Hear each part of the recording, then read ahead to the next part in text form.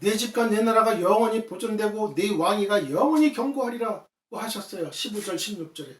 거기에 대한 다윗의 반응이 뭐예요? 사무엘하 7장 18절 이하. 다윗 왕이 여호와 앞에 들어가 앉아서 이르되 주 여호와여 나는 누구이오며 내 집은 무엇이기에 나를 여기까지 이르게 하셨나이까? 그런즉 주 여호와여 이러므로 주는 위대하시니 이는 우리 귀로 들은 대로는 주와 같은 이가 없고 주 위에는 신이 없음이니이다. 사무엘하 7장 29절. 이제 청컨대 종의 집에 복을 주사 주 앞에 영원히 있게 하옵소서. 주 여호와께서 말씀하셨사오니 주의 종의 집이 영원히 복을 받게 하옵소서 하니라. 다윗은 영원히 하나님을 높이기를 원하였더니 야훼 하나님께서 영원히 높여주셨어요. 사울 왕은 제사를 멸시했죠. 사무엘상 15장 22절 23절을 볼까요? 사무엘이 이르되 여호와께서 번제와 다른 제사를 그의 목소리를 청종하는 것을 좋아하신 같이 좋아하시겠나이까? 순종이 제사보다 낫고 듣는 것이 순양의 기름보다 나으니 이는 거역하는 것은 점치는 죄와 같고 완고한 것은 사신 우상에게 절하는 죄와 같음이라. 왕이 여호와의 말씀을 버렸으므로 여호와께서도 왕을 버려 왕이 되지 못하게 하셨나이다 하니. 절대 우리는 여호와의 말씀을 버리면 안 돼요. 하나님 말씀을 버리면 안 돼요. 성경 66권 꽉 잡고 있어야 돼요. 넷째, 다윗은 자기 연약을 알고 회개 기도하는 왕이었어요. 다윗과 사울의 차이는 함께 범죄했어요. 그러나 하나님이 사울은 버렸고 다윗은 택했어요. 그 뭘까요? 사무엘의 그 옷자락을 잡아서 빌었지만 진정으로 회개하며 기도하지 않았다는 겁니다. 다윗은 어떠했습니까? 사무엘하 11장을 보게 되면 밧세바 간음 사건이 있죠. 자기의 충성스러운 부하 우리아를 죽이고 뺏어왔어요. 이때 주의 종 나단의 지적을 받고 진정으로 회개 기도를 한 거예요. 그 울음병 요가 적셔지고 말이죠. 그 정도로 회개 기도를 한 거예요.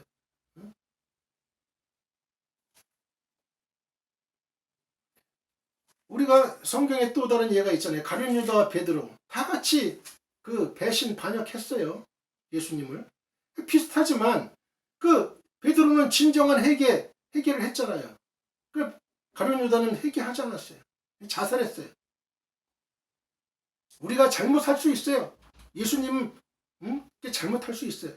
그러나 자기가 잘못을 했으면 진정으로 회개하는 그 모습이 중요한 것이죠. 다섯째, 다윗은 자비와 포용과 간용하는 왕입니다. 종에게 넓은 마음을 주시기를 기도했습니다. 일대왕 사울에 대해 간용을 베풀었어요. 쫓기고 있던 다윗은 블레셋에게 고통을 당하는 그 일날을 도와 첫 승리를 읽어냅니다. 이 소식을 들은 사울은 다윗을 잡기 위해 군대를 동원하나 다윗을 잡지는 못합니다.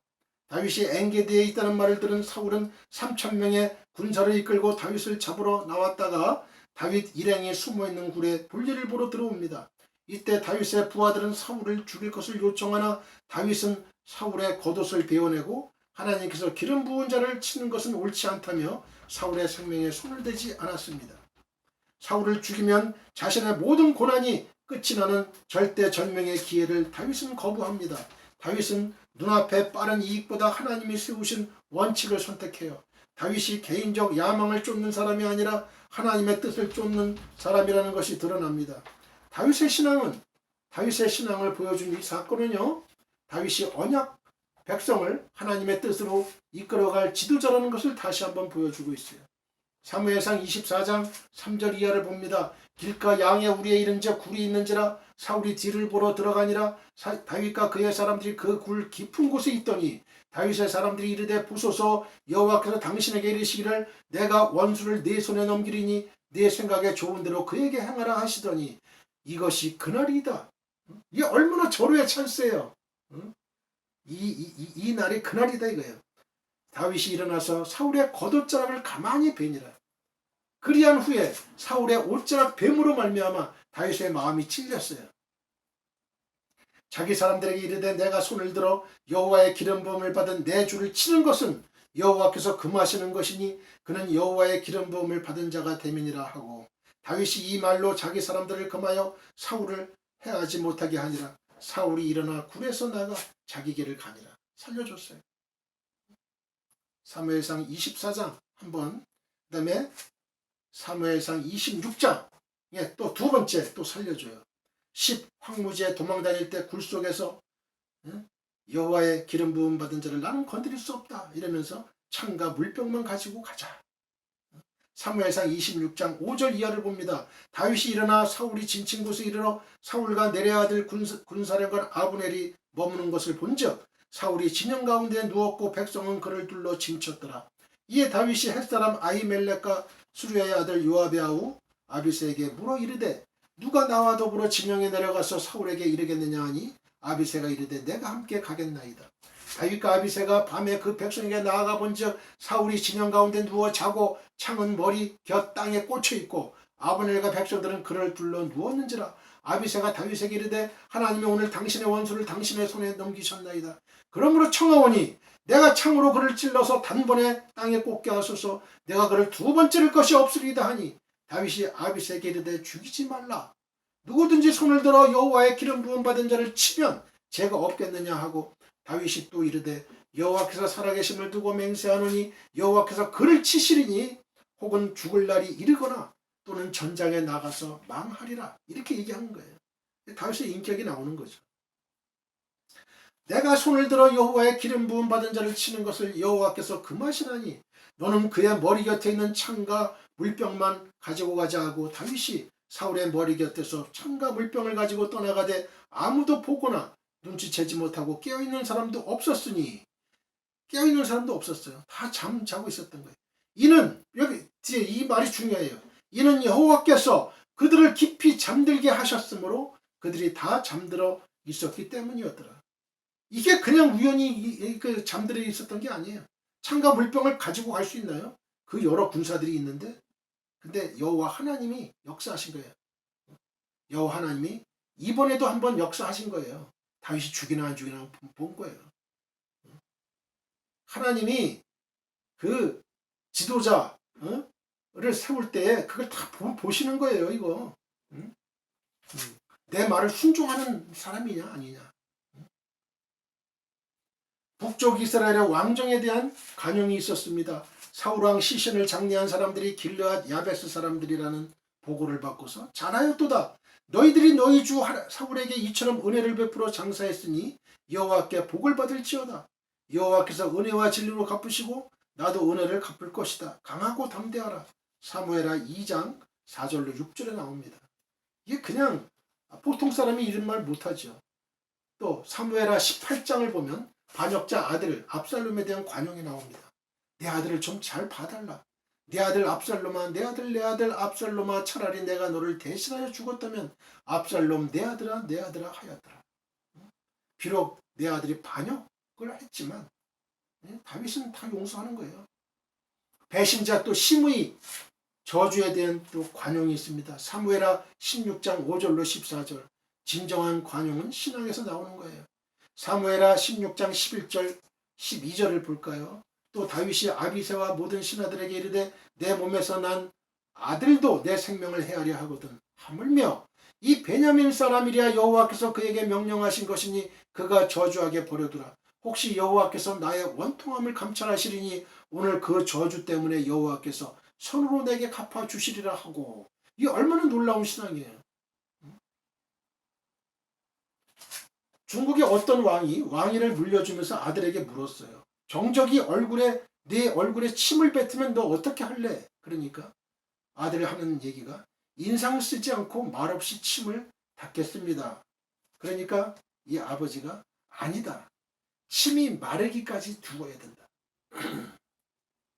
왜냐하면 닦으면 상대방이 무서워하지 않는다. 그리고 감동도 하지 않는다. 예수님은 어땠어요? 예수님께 침을 뱉었죠. 주먹으로 쳤죠. 군인들이 손바닥으로 때렸죠. 창으로 찌르고 욕했죠. 그러나 예수님은 오히려 저들을 위해 기도하셨어요. 그리고 제주 왕나비라는 게 있어요. 또 사향 제비나비라는 게 있는데요. 이게 애벌레 시절에 쓴 풀을 먹는데요. 쓴 풀. 이유는 이 애벌레 때 오랫동안 쓴 풀을 먹어 놓으면 그 쓴맛이 나비가 된 후에도 몸에 남아있기 때문이라고 하는 거예요. 그래서 이 나비를 잡아먹어본 그 새들은 두 번 다시는 이 나비를 먹지 않아가지고 다른 나비들에 비해서 오래 생존할 수 있게 된다는 거예요. 양약은 입에 쓰다는 말처럼 고통은 살면서 경쟁력을 갖추기 위한 과정이라고 생각을 한다면 눈물 대신에 희망을 가질 수 있는 거예요. 희망, 소망을 가질 수 있는 거예요. 고통을 당하면 내가 이게 살면서 경쟁력을 갖추기 위한 과정이다. 이렇게 생각을 해야 돼요. 그러면 눈물 대신에 희망과 소망을 가질 수 있는 거예요. 북이스라엘에 아브넬이라는 장군이 있었어요. 사울의 아들 이스보셋을 허수아비로 세워 가지고 자기가 권력을 잡고 있었는데요. 이 아브넬이 이 사울의 그 첩을 이게 통관하니까 이스보셋이 아브넬을 불러가지고 그 바른 소리를 합니다. 네가 어떻게 우리 아버지의 그 첩을 그렇게 통관할 수 있느냐. 그러니까 그게 이제 아브넬의 귀에 거슬렸던 거예요. 아니 내가 어떻게 해서 네가 왕이 된 거 내가 다 너를 도와줘가지고 네가 너를 왕을 시켰는데 그래 그거 하나 그 용납 못하고 나한테 얘기를 하느냐. 그래서 이제 아브넬하고 이스보셋하고 이게 사이가 안 좋아진 거죠. 아브넬이 밀달을 보내가지고 다윗에게 투항해 오겠다고 전달했어요. 그래 좋다. 그러면 내가 북이스라엘 11지파를 전부 다 다윗에게 줘야 되겠다. 그때 다윗은 좋다. 그러면 미갈을 데리고 와라. 이 미갈은 바로 사울의 첫 부인이에요. 그 사울의 이 딸이었거든요. 이리해서 아브넬이 접견하고 다시 올라가는데 요압이 몰래 찔러 죽입니다.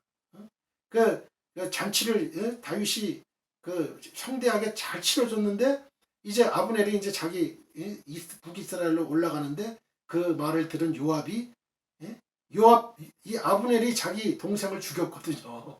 그러니까 원수를 갚으려고 하는 거예요, 요압이. 몰래 찔러 죽여요. 그때 다윗이 하루 종일 금식하고 슬퍼했어요. 사무엘하 9장을 보면요, 요나단의 아들 무비보셋을 찾으려고 하는 거예요.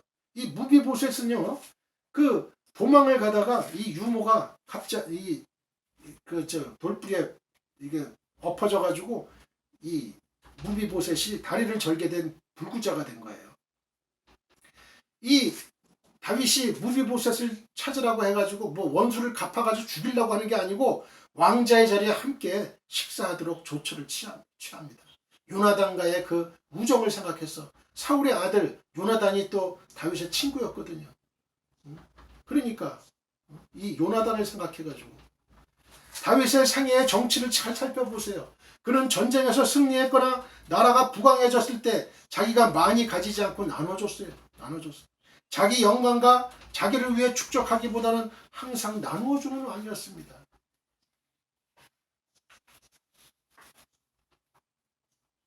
결론을 맺겠습니다. 사랑하는 성도 여러분, 우리가 이 세상에서 참된 리더가 되기 위해서는 어떠해야 합니까? 모든 것이 하나님의 은혜다. 나 위에 하나님이 계시다고 생각해야 되는 거예요.